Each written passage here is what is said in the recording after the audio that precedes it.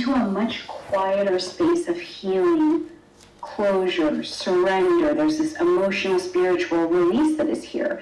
So together, when I look at these eclipses, Aries, to me it sounds like the question is, can you build a life that really reflects your authentic self while finally releasing the burdens that you've been carrying probably behind the scenes for a while?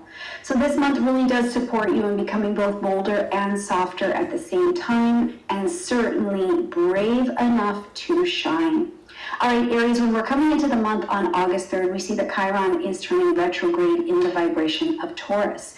So as we're beginning this month with this retrograde, it is taking place in your second house of income, self-worth, values, possessions, the way you allow creative resources to flow towards you. And this energy, because it's Taurian, we know it's in the material plane, but it's not just the bank account. Although the financial portion is really important, it is really going to be a part of the conversation.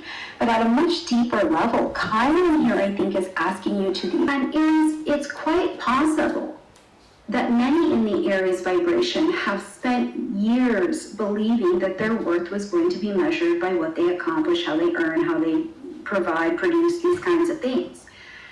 You may have learned that the only way to be safe or valuable was to be successful, or that being useful is what makes you valuable.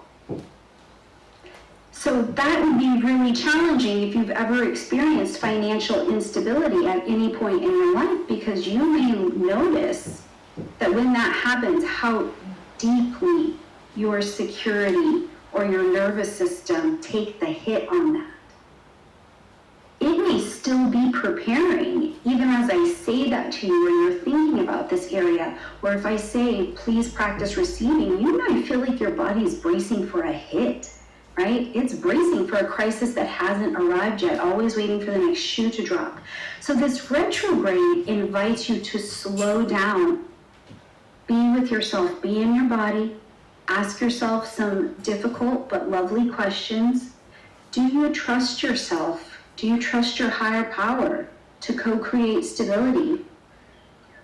Are you constantly proving your worth to other people? Do you only feel successful once you're absolutely exhausted? Is your confidence tied to productivity instead of simply recognizing that as you live and move and have your being, this is the baseline of your value and you grow from there?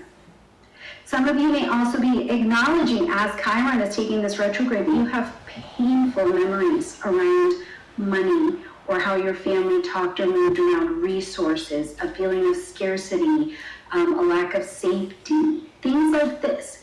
These things don't come up for us to work on when we get into a new vibration as punishment. They're asking to be healed, and they're asking in Chiron for this wound. We're bringing that poison to the surface so that the wound can heal, but also so that you can show someone else how to walk through this. How have you healed? What have you learned? By the end of this retrograde, you're going to see that you have this beautiful opportunity to begin separating your identity from your material income or your material possessions, first of all.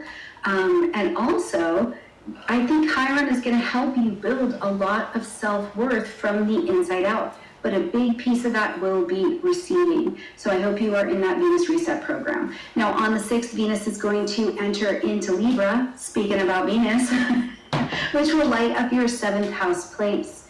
As Venus comes into your 7th house, a conscious chosen one-on-one committed relationships. That means anywhere you're partnering, contracts, marriage, clients, mentors, any kind of significant one-on-one connection, okay?